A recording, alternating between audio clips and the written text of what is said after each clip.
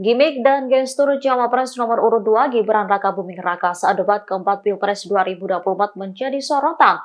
Politikus PDI Perjuangan Arya Bima bahkan menilai tindakan Gibran seperti anak kecil. Hal itu disampaikan Arya Bima selesai menghadiri debat Cawapres di Jakarta Convention Center, Jakarta Pusat pada Minggu 21 Januari 2024 malam. Arya menegaskan soal pentingnya usia minimal Capres maupun Cawapres haruslah 40 tahun. Menurutnya, seorang pemimpin tak hanya pintar, melainkan juga harus matang dan dewasa.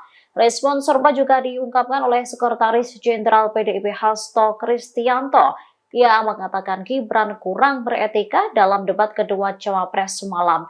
Gestur paslon 2 itu disebut bisa memancing emosi. Hasto menyayangkan sikap putra sulung Presiden Joko Widodo itu. Sebab debat seharusnya menjadi ajang untuk beradu gagasan. Sementara Cawapres nomor urut 1 dan 3 yakni Muhaimin Iskandar dan Mahfud MD, Hasto menuturkan mereka mampu menjaga marwah debat dengan menunjukkan keseriusan dalam bertanya, menjawab, dan menjaga sikap.